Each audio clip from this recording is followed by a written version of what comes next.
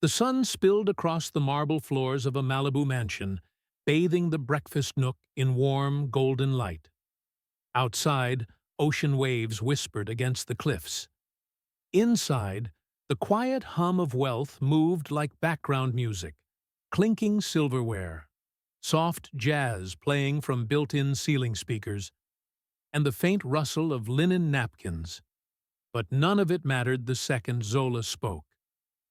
"There's a drug in your drink," she whispered. Ethan Cross didn't move at first.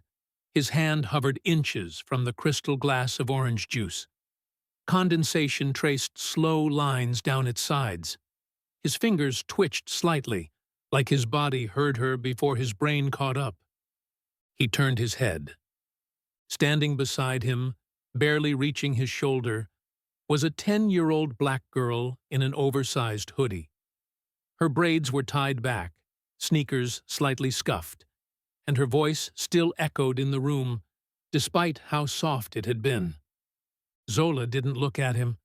She looked at the juice. Ethan blinked, half expecting her to smile, to admit it was a joke. She didn't. Her eyes were still, steady, like she was looking through the glass, not at it. His throat dried as he slowly placed the glass back on the coaster. "Excuse me," he said, trying to sound amused. "That my juice or yours?" She said nothing. "Zola!" came a cheerful voice from the open concept kitchen. Charlotte, his fiancée, stood behind the granite island, arranging fruit on a porcelain tray. Blonde hair in waves, silk robe, perfect smile. "Are you being shy again?" Zola didn't answer her either. Ethan glanced back at her. "You said there's a drug?" Zola nodded slightly. His stomach tightened. "Why do you think that?" "It smells," she said quietly. "Like what they gave us at the group home, when they wanted us quiet." The sentence sliced the air clean in half. Outside, a gardener's hedge trimmer buzzed to life. But inside, the house had frozen. Ethan didn't ask more. He just stared at the glass. Nothing looked wrong. But suddenly, it didn't feel like juice anymore. It felt like threat. Charlotte walked over, tray in hand, heels clicking softly against the tile. "Zola, you didn't finish your cereal. Are you okay, sweetie?" Zola stepped back without a word. Charlotte placed the fruit tray down on the table and leaned in to kiss Ethan on the cheek. "I added your favorite ginger shot to that one. Vitamin C boost. I figured you'd need it after last night's board dinner." He nodded stiffly. "Thanks." Charlotte turned and walked toward the hallway, humming a familiar jazz tune. She paused by the door and looked back with a smile. "Let me know if you want anything else." The second she disappeared, Ethan looked at Zola. "You're sure?" he whispered. Zola didn't blink.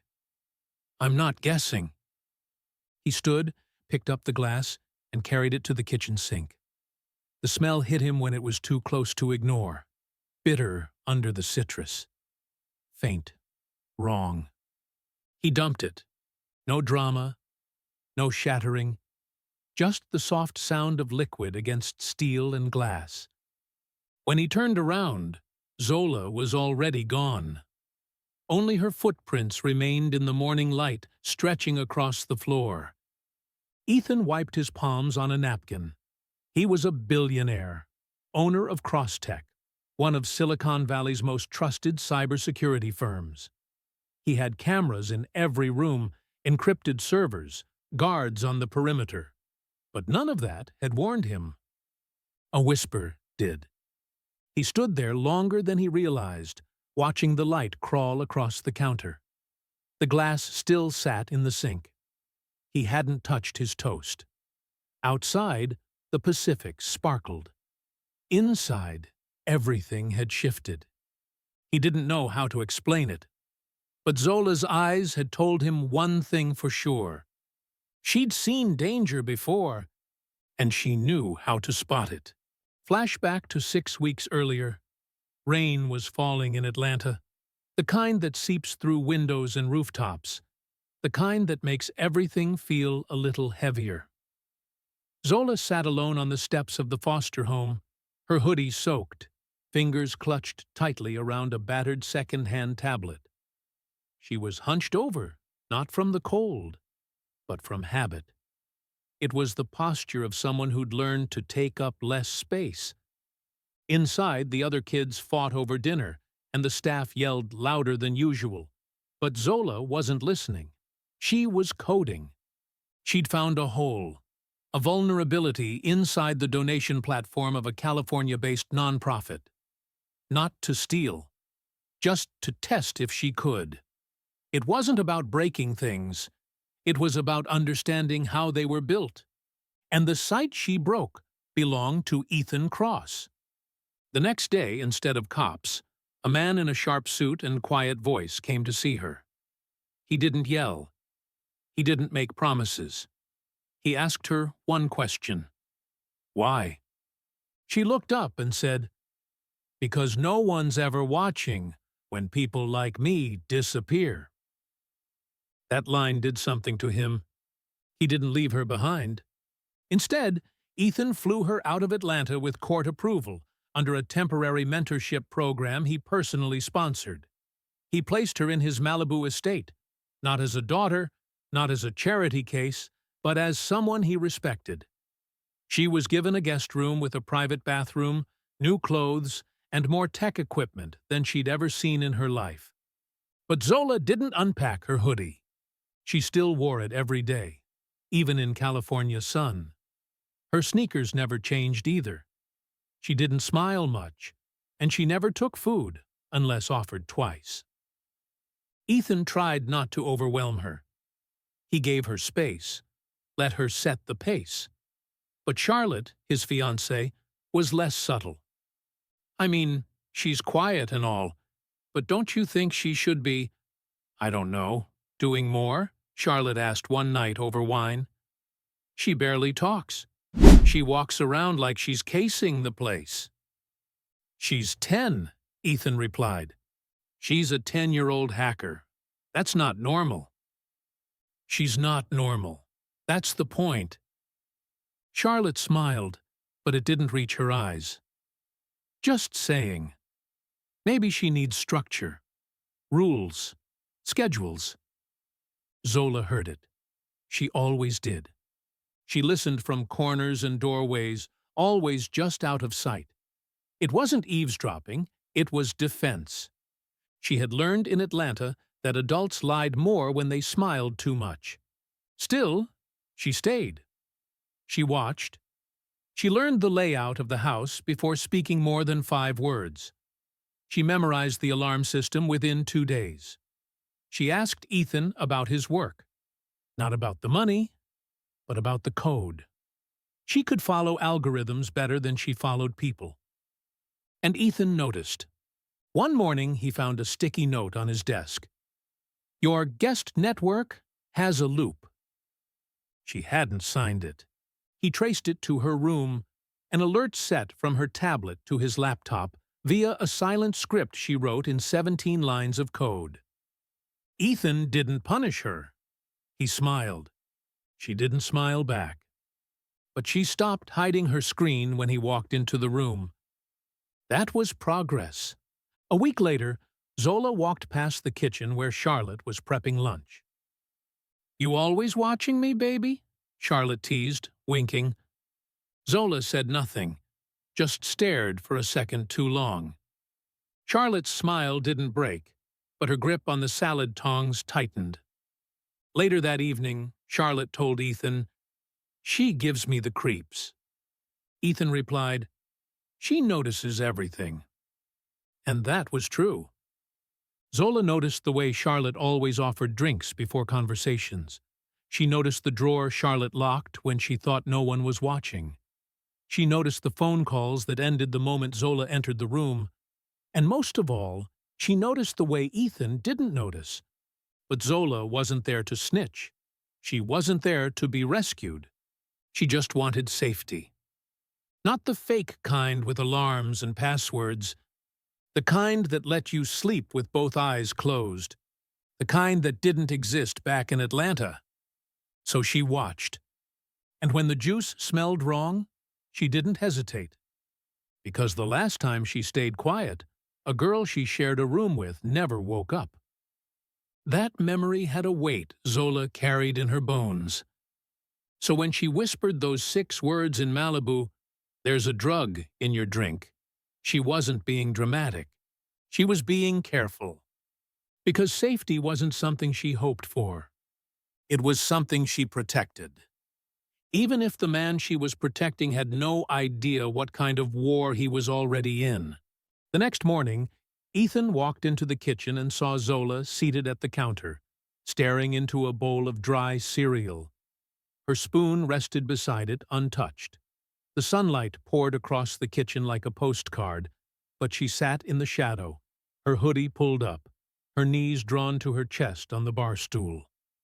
He hesitated, then poured himself a cup of coffee. This time, brewing it himself. No juice, no pre-poured anything. Zola didn't say a word. "You okay?" he asked. She nodded, but her eyes never lifted. "You sure?" he asked again. "I'm used to not being okay," she said softly. Ethan's hand paused over the mug. That sentence stayed with him. After breakfast, he stepped into his office and pulled up the smart home diagnostics. His security team had assured him everything was locked tight. But Zola had made him doubt. And maybe for the first time in years, he wasn't ignoring that doubt. At first glance, everything looked normal. Then he saw it. A signal. Weak. Irregular. Pinging from the second-floor guest hallway. It wasn't tied to any registered device. Not the Wi-Fi speaker. Not the thermostat. Not the door sensor. It was something small, quiet, and unverified. He stared at the screen. Then he called his CTO. "Do a deep scan of everything on the network. Look for any rogue signals. And don't log it through the main server. Just call me directly when you find something." Zola stood silently in the doorway. "You were right," Ethan said, turning toward her. "There's something." She nodded once. "It's not just the signal." "What else?" "I smelled it again. Yesterday. In the smoothie Charlotte gave you after the call." Ethan blinked. "You didn't even drink yours." Zola shrugged. "I poured it in the sink. Like you did." He crossed his arms, leaning against the edge of the desk. "Why didn't you say anything right then?" "You didn't look ready." He opened his mouth to argue, then stopped. She wasn't being rude. She was being honest. Zola walked further into the room and sat on the small bench near the bookshelf. Her fingers tapped gently against her knees, like she was keeping rhythm only she could hear. "They used to call it quiet juice," she said after a while. "At the group home, it smelled sweet. But after 20 minutes, everyone either passed out or went dull." Ethan's stomach twisted. "They said it was vitamin supplements, but I saw one of the staff empty powder into the cartons. I didn't drink mine after that." "How did you get away with it?" "I hid the cups in my hoodie, dumped them in the bathroom later. They stopped offering it to me after a while. Said I was too smart for my own good." He rubbed his face. "Jesus." Zola didn't reply. That night, Ethan lay awake, staring at the ceiling fan, turning in slow, steady circles. Charlotte was asleep beside him. Peaceful. Perfect. A small smile still on her lips. He thought about how many times she had brought him drinks. Little wellness shots. Green smoothies. Just a splash of something calming, she'd say. He never questioned it, because she smiled when she said it. And he trusted that smile. Now he couldn't. The next morning, he searched the kitchen for something. Anything. He found a glass bottle tucked behind the other ingredients in the mini-fridge. The label was torn. When he twisted it open, the scent hit him, sweet but wrong. He closed it fast. He didn't confront Charlotte. He wanted to, but something told him to wait. Instead, he went to Zola's room. She was sitting on the floor with her tablet, headphones on, eyes scanning lines of code like they were lyrics. He sat beside her and waited. After a moment, she pulled off one side of the headphones. "You find it?" "I think I did," he said. She looked down. "I didn't want to come here at first. I thought you'd be just like them." "Like who?" "People who think money means good." He nodded slowly. "Maybe I did too." Zola held up her tablet and swiped through something. A visual map of the house appeared, color-coded with live signal feeds. She tapped a red dot blinking faintly behind the guest bedroom vase. "Want to check it together?" she asked. Ethan's heart pounded. "Yeah." As they walked quietly down the hallway, the tension was thick enough to hold. Zola's tablet chirped once. She handed it to him. Signal strength, 92%. He stepped inside the guest room and stared at the ornate marble vase Charlotte had gifted him for his birthday. He remembered the way she smiled when she gave it, how she called it tastefully rare. He lifted it. Beneath the decorative stones inside, a black dot no bigger than a watch battery was tucked against the side. He froze. "Recording device," Zola said flatly. He dropped into the chair beside the bed. Zola reached in and took the device, holding it with 2 fingers like it might still be dangerous. "How did I miss this?" he muttered. "Because you trusted her," she answered. She didn't say it with judgment. She said it like someone who understood. Someone who'd once trusted people, too, and learned what it cost.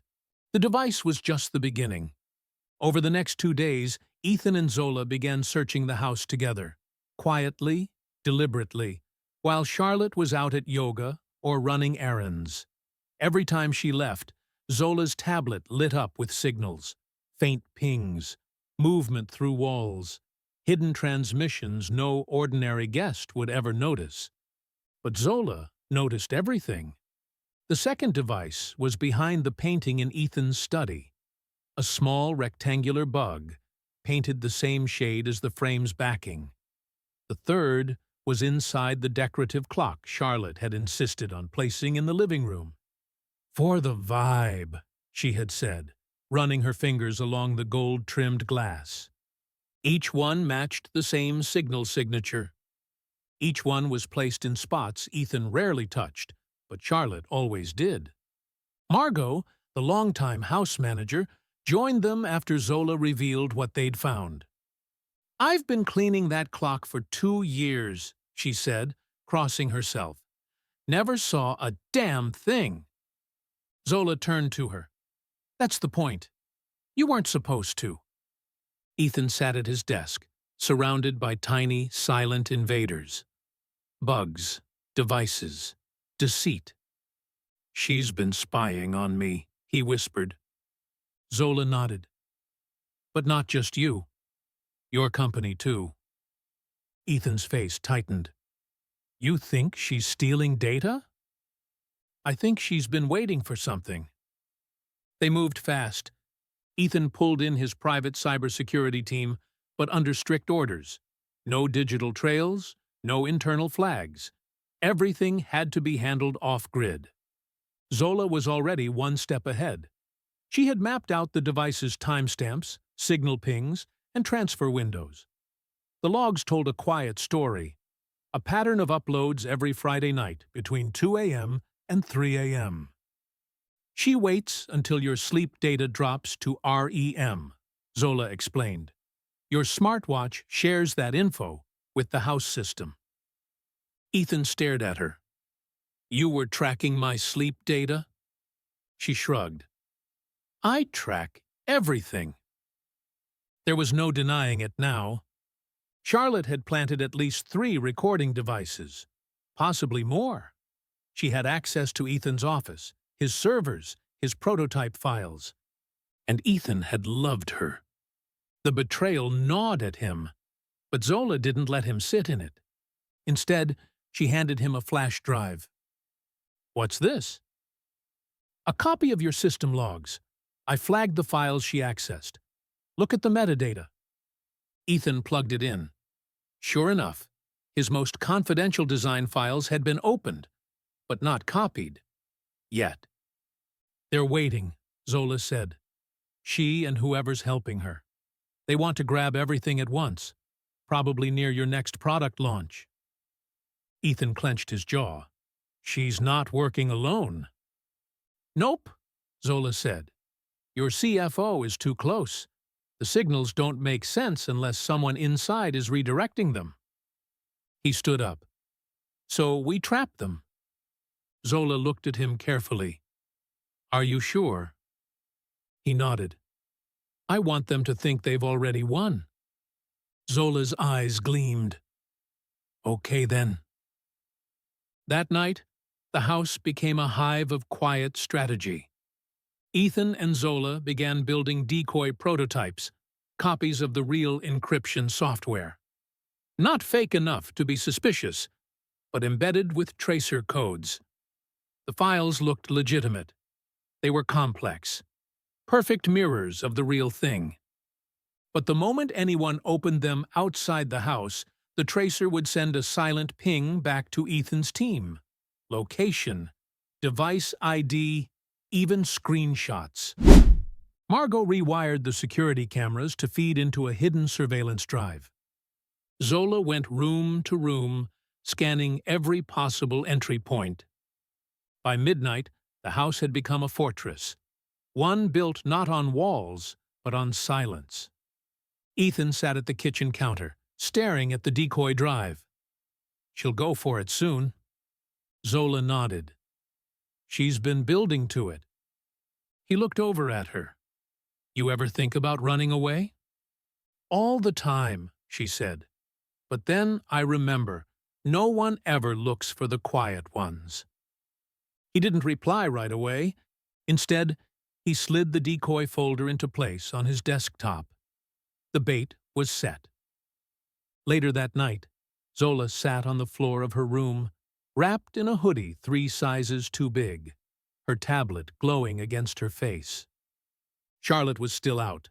Margot checked the hallway twice. Then, 2:48 a.m., a signal spiked. She's in, Zola whispered. She traced it live as Charlotte accessed the decoy files. Her device ID lit up, same as the previous pings. A transfer began. 30 seconds in, the tracer activated. Ethan watched from the hallway monitor. She took it. Yep, Zola said, eyes locked on the code. And she just sent it. They stared at the screen. The transfer bounced to a private overseas server. Masked IPS, layers of redirection. Then, a return message flashed on Zola's screen. Her voice dropped. She got a reply. Ethan leaned over her shoulder. What does it say? Zola read it aloud, heart racing. Phase 2 confirmed. Final insertion tomorrow. Target destabilized. The silence that followed was heavy. Ethan's face turned stone cold. They think they've won, he said. Zola looked up at him.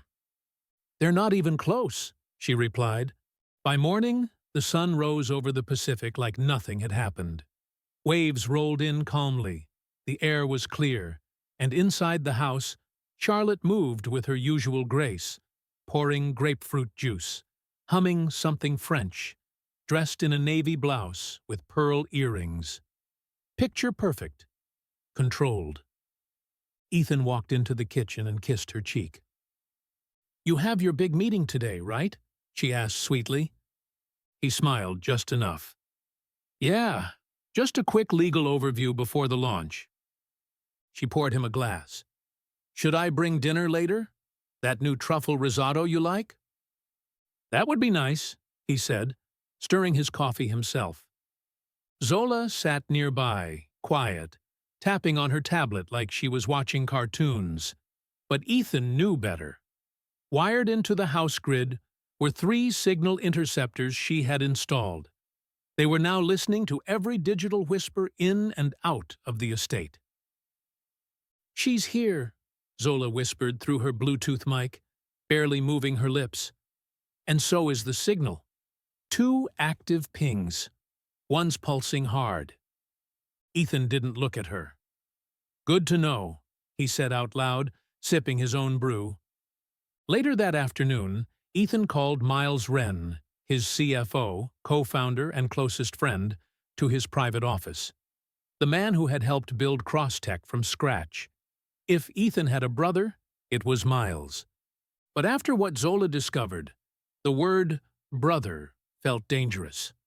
Zola had flagged Miles's IP in 2 separate transmission bounces, the same ones Charlotte's bugged vase and stolen folder had connected to. You sure? Ethan had asked her. I don't guess, she said flatly. So now, the trap widened. Miles walked in like always, calm, confident, dressed in a tailored suit and his signature black cashmere coat. You rang, partner, he joked. Everything all right? You sound tense. Just tying up some last-minute things, Ethan replied, gesturing to the chair across from his desk. Miles dropped into it and crossed one ankle over his knee. You know the prototype we're launching next week? The adaptive encryption layer ? Of course, Miles said. It's the big one. I'm making a few last-minute changes to the architecture, Ethan said. Too many eyes on the current version. I've decided to set up a decoy framework. Same interface, different core. The real one's going into deep storage, just in case. Miles nodded slowly. You think someone's leaking information? I think it's always better to be careful. Miles's smile faltered for a microsecond. Let me know if you need help securing the backups. I will, Ethan said. As soon as Miles left, Ethan turned to the hallway monitor feed. Zola sat in the closet behind the wall, her tablet open, eyes fixed. He smiled too much, she muttered, but not with his eyes. Ethan sighed. He always does. Zola tapped her screen. He's got a second phone, a burner. I picked up a fresh signal on a parallel frequency, the same one your bugged files used to leave the house. Ethan's jaw tightened. You're absolutely sure? Zola didn't even look up. I don't, miss. The next 2 days were filled with precision. They mirrored Ethan's entire design directory. Prototypes, schematics, emails, all fake, but convincing. Metadata matched the real ones down to timestamps. Embedded deep in the files was a tracer program so subtle even a forensic sweep would miss it. Margot rigged the guest room with new audio sensors. She also planted a tiny lens in the center of the crystal vase Charlotte had once gifted Ethan. The irony was intentional. Zola sat hunched in her room with 3 screens, tracking every byte of outbound data. Ethan checked all internal firewalls for gaps. There were none, which meant the leak was fully human. By now, Charlotte and Miles thought they had full access. They weren't even being careful anymore. They'll move soon, Zola said one evening. They already are, Ethan replied. The next night, Charlotte announced she had a late yoga class again. I'll be back in an hour, she said, brushing her lips against Ethan's cheek. He smiled and nodded. Take your time. 37 minutes after she left, the guest room's Wi-Fi pinged live. Zola's voice came through the mic. She's back. Not through the front door. Side patio entrance. Ethan leaned over the feed. Charlotte appeared on screen, gloved hands moving quickly. She inserted a USB into Ethan's desktop terminal and began copying the decoy files. "Signal's hot," Zola said. "Tracers firing. She's copying everything." Margot stood behind Ethan. "Time to call the cavalry?" "Not yet," he said. "I want to see where she sends it." 15 minutes passed. Charlotte completed the transfer and left the room. Moments later, a secondary ping hit. The data package was transmitted to a masked offshore server bouncing through Frankfurt and Singapore. Zola's fingers flew. "It's high tier, encrypted. Someone's waiting on the other end." Then her voice dropped. "We've got a response." Ethan stiffened. "What does it say?" Zola squinted. "Phase 2 confirmed. Final insertion tomorrow. Target destabilized." Margot gasped. "Final insertion?" "They think I'm about to crash," Ethan said, a steely calm in his voice. "They're betting on chaos." Zola looked up. "So, what do we do tomorrow?" Ethan stared at the monitor, his reflection in the glass. "We give them chaos," he said. "Then we burn it all down." That evening, the mansion buzzed with quiet anticipation. Outside, the sky darkened, casting long shadows across manicured gardens. Inside, Ethan prepared himself for a confrontation he'd hoped to avoid. The dinner table was set in the glass-walled atrium, bathed in the warm amber glow of the setting sun. Charlotte arrived first, poised in a sleek gray dress. Her smile was practiced, but there was an edge to it tonight, like a storm held just beneath the surface. She greeted Ethan with a brief kiss on the cheek and slid into her seat. Moments later, Miles pulled up in his black Porsche, carrying a bottle of fine wine and a carefree grin. Ethan clapped him on the shoulder as he entered. "Not interrupting anything, are we?" Dinner began with light conversation. Sports, weather, upcoming projects. But beneath the surface, every word was a test. Every smile, a mask. Finally, Charlotte broke the silence. "What's this important news, Ethan?" He swirled his wine slowly, then leaned forward. "I've decided to fast-track the launch of our new encryption protocol. We'll name it after my father, the Edward cipher." Miles blinked, caught off guard. Charlotte's fingers tightened around her glass. "You never mentioned this." "I just decided last night," Ethan said, eyes steady. Miles shifted uncomfortably. Quite the change. Ethan's smile didn't waver.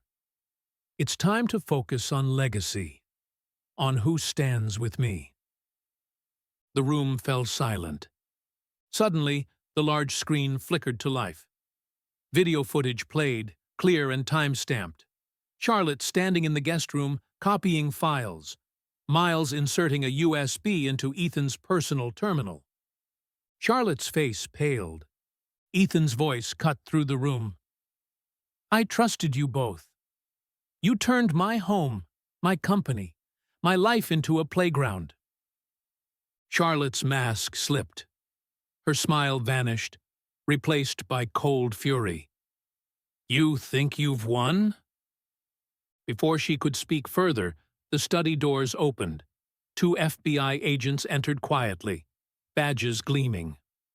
"Charlotte Quinn, Miles Wren, you're under arrest for conspiracy, fraud, and federal cybersecurity violations."